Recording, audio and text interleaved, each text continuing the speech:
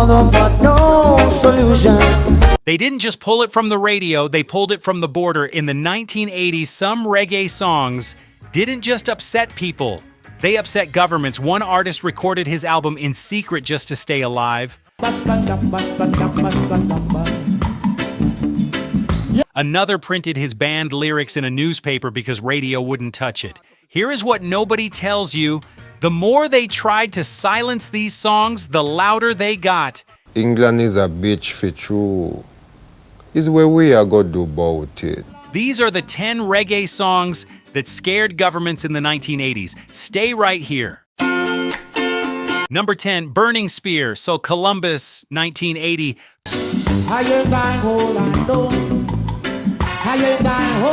Close your eyes for a second. Picture a late night in Kingston. The heat is still on the street. A bass line rolls low and heavy out of a sound system, and a voice cuts through, not soft, not pleading, just firm, like a man who has decided he is done being lied to.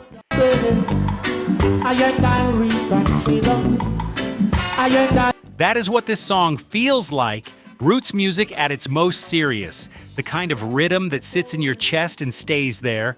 In 1980, Burning Spear, real name Winston Rodney, released his album, Hail H.I.M. on EMI, and on that album sat a track called Columbus.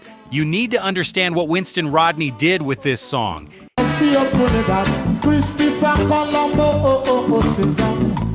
He did not just write about Christopher Columbus, he called him a liar.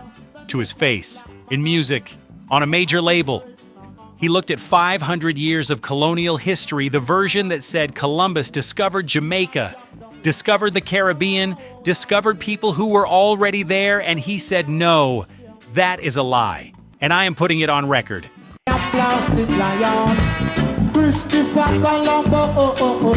In some of the most direct language ever put on a Roots reggae track, Rodney tore apart the official story of Columbus and replaced it with the truth as the people experienced it. The song carried Burning Spear's signature style, hypnotic, circular, deep roots, produced by himself with that raw, earthy sound he was famous for.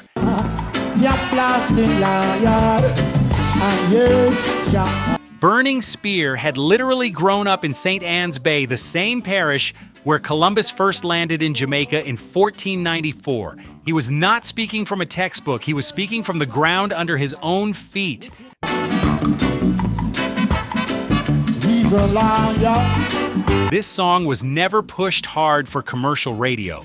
The message was too direct, too political, and too uncomfortable for stations that were still operating in a post-colonial world where you just did not say these things out loud.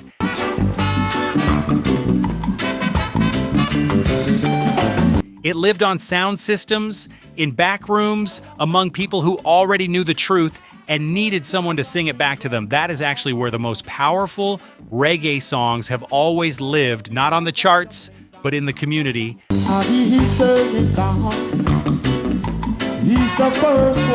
Columbus might be number 10, but wait until you hear what number 9 did to the British government. Number 9, Linton Kwesi Johnson, England is a bitch. When me just come to London town, me used to work. Now this one is different. This is not the warm spiritual roots you might be used to. This is cold, sharp, like standing in a British winter with nothing but anger and truth to keep you warm. It sounds like a man who has worked every dirty job in England, watched every door close in his face, and finally decided to say exactly what he thinks on national television. Pon the underground. But working pon the underground. Linton Kwesi Johnson, or LKJ as his fans call him, was born in Jamaica and moved to Brixton, London as a child in the 1960s. In 1980, he put out the album Bass Culture, produced with reggae maestro Dennis Bovell. You don't get to know your way around England. And on that album was England is a Bitch. The title alone was a grenade. He called England the mother country, the empire of female dog, on record, in patois. And then he explained exactly why. Is a bitch. There's no escaping it. The song is about the Caribbean immigrant experience in Britain, the low wages, the racism at work, the police harassment, the way the system takes from you and gives nothing back. LKJ performed it live on the BBC's Old Grey Whistle Test in 1980. England is a bitch. There's no running away from. A black man in a pork pie hat and dark glasses standing on a British stage, calling Britain a bitch in front of the whole country. The reaction from diasporic communities was electric. People felt seen for the first time. Me get a little job in a big hotel. LKJ became only the second living poet and the only black poet at the time to be published in the Penguin Modern Classic series. A man they tried to ignore ended up in the literary canon. And after a while, me was doing quite well. Them start me up. This song lived in underground circles and political movements more than mainstream reggae radio. It was too direct, too literary, and too uncompromising for mainstream programmers. But it rippled through the community like a stone dropped in still water. As a dishwasher, but when me take a stock, me not turn clock. Jamaican dub poet Mutabaruka heard it and responded with his own poem. A whole wave of protest poetry came after it. LKJ said it in words, but Number 8 said it in a way that made entire governments scramble. All right, C-Trends fam, let's keep it real.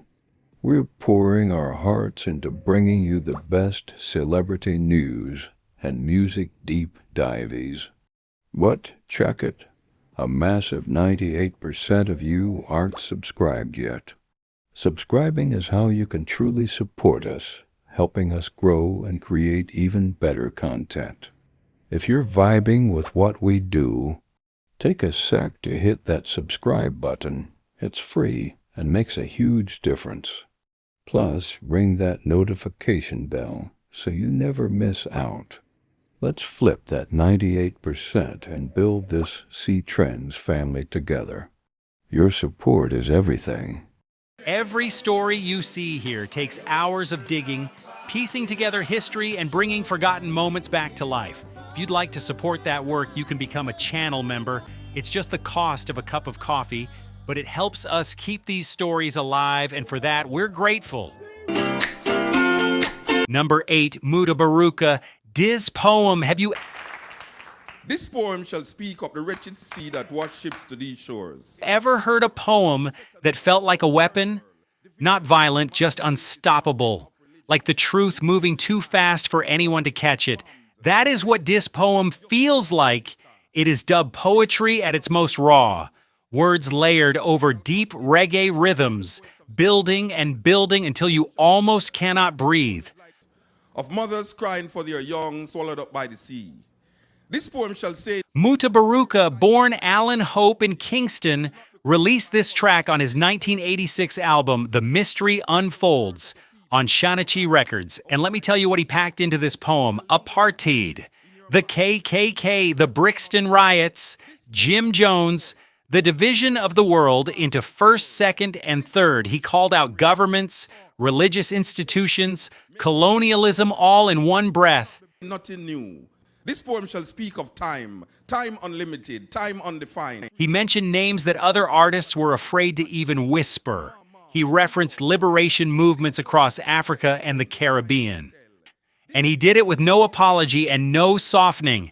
The song later showed up in the Routledge Reader in Caribbean Literature, one of the most respected literary anthologies in the world. So the people who tried to ignore him ended up having to study him. This poem shall call names, names like Lumumba, Kenyatta, and Ku. Mutabaruka's later song, People's Court, was so politically charged that his own radio station, IRIE-FM in Jamaica, where he hosted a popular show, actually banned it from airplay. His own station. The man he worked for banned his own song. Hannibal, Akhenaton, Malcolm, Garvey, Haile Selassie. This poem Dub poetry never got the mainstream reggae push it deserved. Radio programmers in the 1980s wanted rhythms people could dance to. A man speaking deep political truth over dub bass did not fit the format. is vexed about apartheid, racism, fascism, the Ku Klux Klan. But the people who heard it never forgot it, and it helped birth an entirely new genre dub poetry that influenced hip-hop, spoken word, and slam poetry for generations after. Riots in Brixton, Atlanta, Jim Jones. This poem is revolting. Mutabaruka lit the fire with words, but number 7 wore a costume that no government could ignore. Number 7, Steel Pulse, Ku Klux Klan. Walking along, just kicking stones, reminding my Birmingham, England, Handsworth District, the National Front is marching. Thatcher's Britain is rising, and a reggae band from the black community decides to do something so bold it makes headlines everywhere. They walk on stage dressed in Ku Klux Klan robes, not to celebrate, to mock, to confront, to say this is what racism looks like and we are not afraid to name it. disguised in violence from head to toe. All Steel Pulse formed in the Handsworth area of Birmingham in the mid-1970s. They signed to Island Records, and in early 1978, they released their first major single, Ku Klux Klan. The song was a direct response to the rise of the National Front, the far-right racist party that was gaining terrifying momentum in Britain at the time.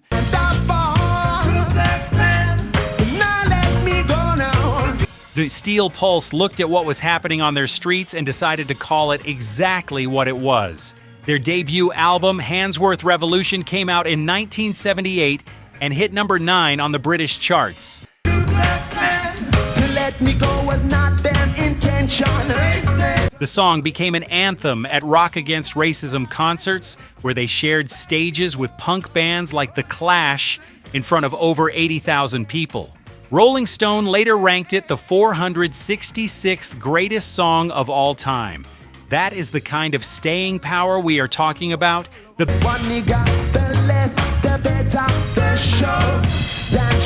band was banned from performing at church halls in their own Handsworth community, the very people they were fighting for. The elders were afraid that reggae would turn the halls into drug dens. The irony of fighting racism while being rejected by your own community is something Steel Pulse carried for years.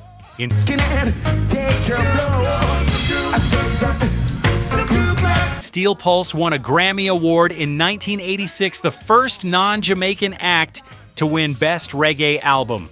But you almost never see them mentioned in the same breath as Bob Marley or Peter Tosh. In mainstream reggae conversations, their political fire was sometimes too much for radio programmers who wanted reggae to feel relaxed and tropical, not confrontational and righteous. Steel Pulse fought racism from Birmingham, but number 6 got banned for a completely different reason, and the government body that banned him was in Jamaica. Number 6, Yellowman, Zungguzungguguzeng.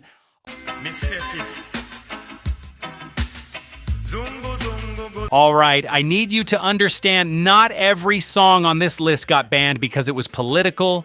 Some songs got banned because they were just too raw, too street, too real for the people sitting behind desks at the broadcasting office. And nobody caused more panic at those desks in early 1980s Jamaica than Yellowman.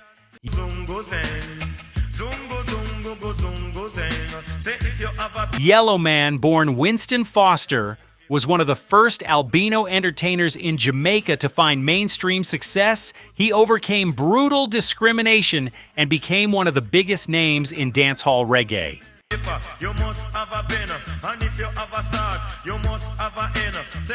His 1983 track Zungguzungguguzeng became one of his most famous and most controversial. The explicit content in his songs was unlike anything the Jamaican Broadcasting Commission had dealt with before.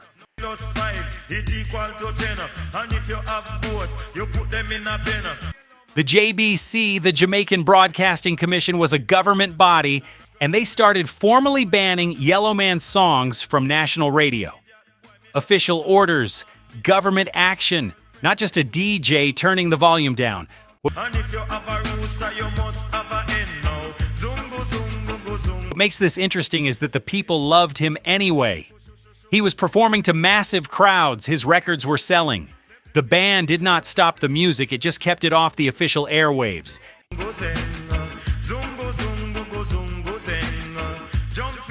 Yellowman was one of the first reggae artists to fully embrace the new digital rhythm sound that was taking over Jamaican music in the 1980s. While older roots artists were being pushed aside by the dancehall wave, Yellowman rode it hard. He was controversial and unstoppable at the same time.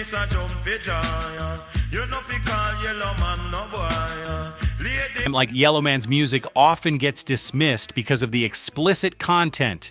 But underneath that, why he was one of the most innovative and culturally significant figures of 1980s Jamaican music. His story, an albino child rejected by his own community who grew up to dominate reggae, is one of the most powerful underdog stories in the history of the genre.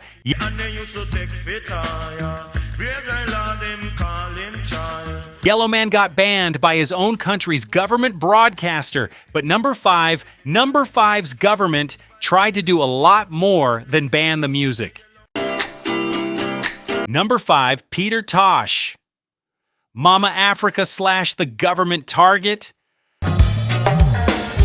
Mama Africa. I told you at the start that some of these songs got more than banned. Some of them got their artists put in hospital. Peter Tosh was not just a reggae artist, he was a man the Jamaican establishment genuinely feared. How are you doing, mama? Picture this. A Kingston night in 1983, Peter Tosh, co-founder of the original Wailers, one of the greatest reggae artists who ever lived, walks into the studio. He is working on an album called Mama Africa, and he is not writing love songs. Mama Africa. He is writing about apartheid in South Africa, about nuclear weapons, about the suffering of black people across the entire world. And he is angry. Righteous, burning, uncompromising, angry. Long time to see you, mama. Mama Africa was released in 1983 on EMI. Ekrit hit number 59 on the Billboard 200, a serious chart position for a roots reggae album at that time. It included his track Apartheid, a direct call to end the racist system in South Africa at a time when Western governments, including the United States and Britain, were still doing business with the apartheid regime. Took me away from you, mama. Yeah. Tosh said out loud what world leaders were pretending not to see. His 1987 album, No Nuclear War, won a Grammy Award Best Reggae Album just months after he was murdered. Long before I was born. Here is the part that most people do not know. Peter Tosh was beaten by Jamaican police on multiple occasions because of his political views and his Rastafari beliefs. His former manager and reggae archivist Roger Steffens confirmed in an NPR interview that Tosh was, quote, almost beaten to death on several occasions by Jamaican police because of his anti-establishment views. Take me away from you, mama. Yeah. Some people say the attacks were targeted. Some people say they were random encounters that escalated. There are different versions of what happened, but what is not in dispute is that Tosh himself believed the government wanted him silenced. He said openly that he thought there was a plot to assassinate him. Long before I came on, yeah, and I said, mama. In 1987, 3 gunmen entered his home in Kingston. He and 2 others were shot dead. The full circumstances of his death were never fully explained to the public's satisfaction. Different versions of the story have circulated for decades. Some people say it was a robbery. Others have suggested it went deeper than that. Africa, how are you doing? What we know for certain is this: Peter Tosh spent his entire career fighting the system with music. The system did not leave him alone, and he paid the ultimate price. His legacy outlived all of it. His music is still studied, still played, still needed. That is what happens when the truth is too powerful to kill.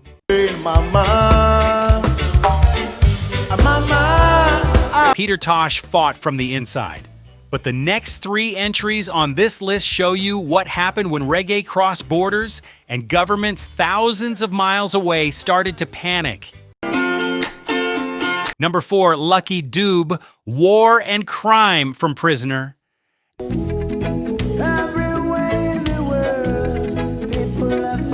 Now we cross the ocean, we leave the Caribbean, and we land in South Africa. 1989, apartheid is still in full force. Nelson Mandela is still in prison, and a young man from Ermelo is making music that is making the government very, very uncomfortable.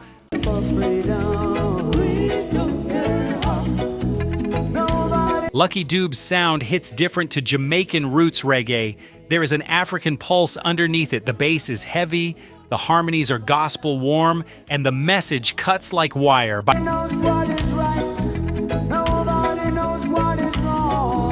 1989, Lucky Dube was already a marked man in South Africa. His earlier reggae releases had been banned by the apartheid government, but he kept recording, he kept performing. The album Prisoner came out in 1989, and the track War and Crime was, according to Wikipedia, much one of the specific songs the apartheid regime pointed to when they tried to suppress the album, citing what they called its critical lyrics.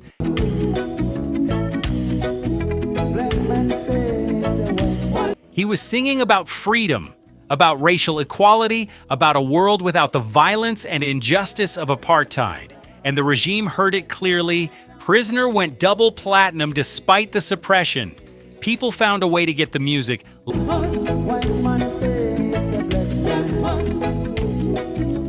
Lucky Dube won 4 OKTV awards for this album. In a country where his music was being banned by the government, ordinary people were voting it the best music of the year. That tells you everything about where the power really lives.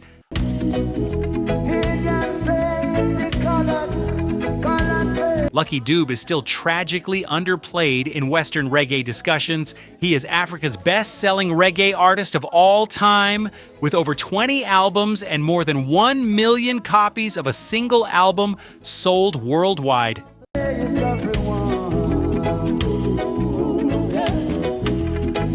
But outside of South Africa and parts of Europe, his name is not said nearly enough. He was killed in a carjacking in Johannesburg in 2007.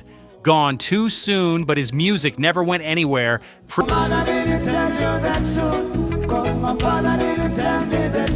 Prisoner shook the apartheid regime, but the album that started Lucky Dube's war with the government, that comes in at number 3. Number 3, Lucky Dube, Rastas Never Die, 1984.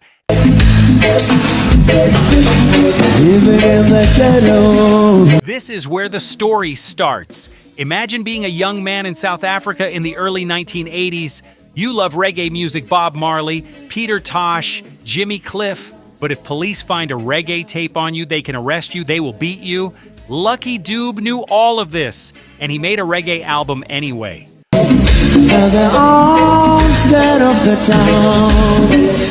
Lucky Dube had been recording Mbikanga traditional Zulu music before he made the switch to reggae. In 1984, he released a mini LP called Rastas Never Die.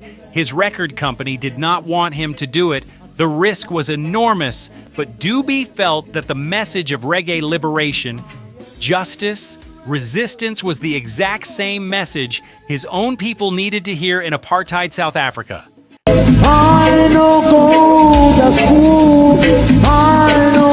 The apartheid government banned the album in 1985, not just certain songs, the whole album. Not official state censorship, the album barely sold around 4,000 copies compared to the 30,000 his previous work had reached.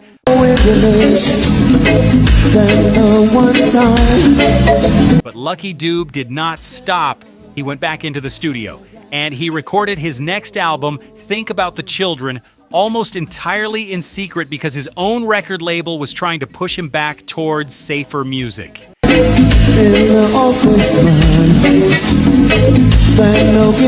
In a later interview, Dube described what it was like trying to listen to reggae during apartheid. He said that if police found you with a Bob Marley or Peter Tosh tape, they would kick the hell out of you and arrest you. The music itself was dangerous to own. That is how afraid the government was of it.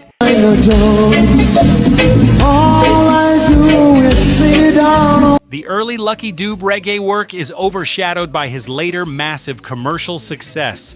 By the early 1990s, he was selling over 1 million copies of a single album worldwide.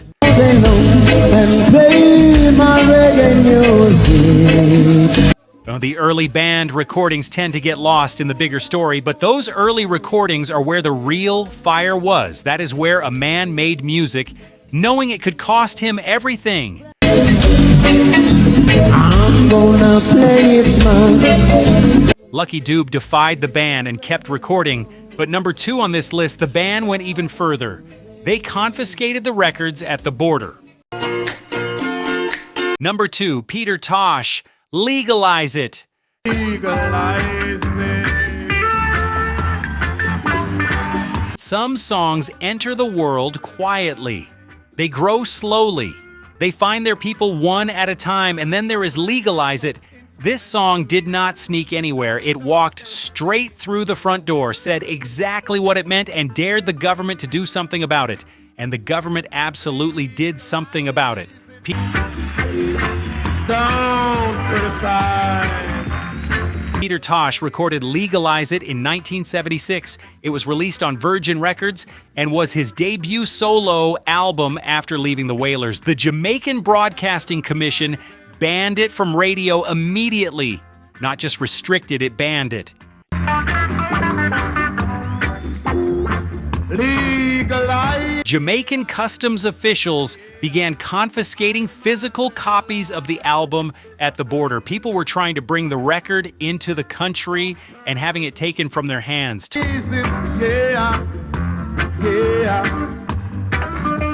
Tosh's response was extraordinary. One, he took out a paid advertisement in a Jamaican newspaper and printed the lyrics. If they would not let the music through, he would put the words in the paper. Advertising. The album still cracked the top 200 on the American Billboard charts. It went on to sell over 1 million copies worldwide. The band did not kill it. It made it famous and Some call it tamping. because the Jamaican government's drug laws remained hostile throughout the 1980s, the ban on this music stayed in effect. It was not a relic of the 1970s. It was still being enforced a decade later.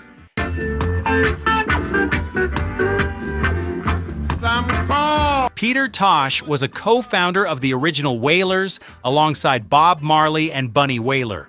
When the group split, Marley went toward international mainstream success and Tosh went deeper into confrontation and politics. Some reggae historians argue that Tosh was the most uncompromising musical voice of his generation and the one who paid the highest price for it. It is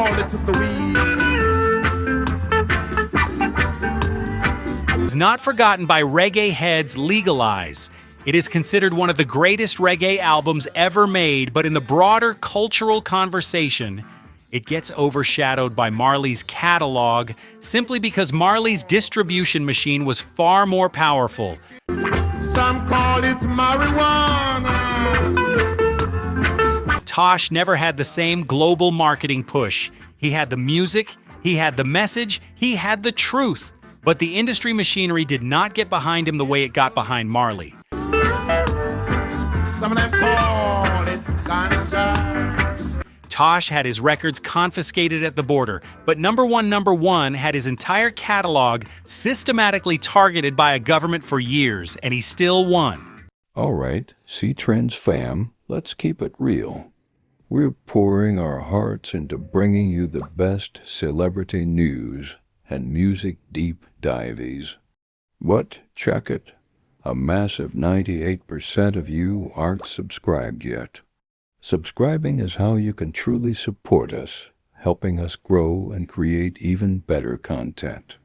If you're vibing with what we do, take a sec to hit that subscribe button. It's free and makes a huge difference. Plus, ring that notification bell so you never miss out. Let's flip that 98% and build this C Trends family together. Your support is everything.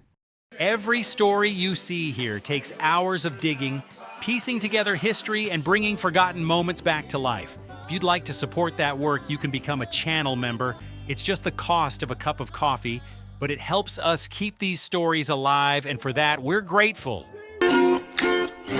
Number 1, Lucky Dube, Together as One. This is In my whole life, my whole is the one, not just one song, a whole decade of a man making music under a government that was trying with everything it had to make him stop. Picture recording an album in secret. Your label against you, the government against you, the police against you, and you going into the studio anyway because the music has to exist. life, not a dream, my whole life. That is what Lucky Dube did for years, and he did it with a warmth and a beauty in his voice that made you forget how dangerous it was for him to be singing at all. From 1984 onwards, Lucky Dube's reggae catalog was systematically suppressed by the apartheid government of South Africa. My whole life, not a dream. His first reggae album was banned. His second was recorded in secret. His breakthrough album, Slave, went gold despite ongoing bans on individual songs. Then in 1988, something remarkable happened. A white South African radio station in a country still under apartheid played his song Together as One.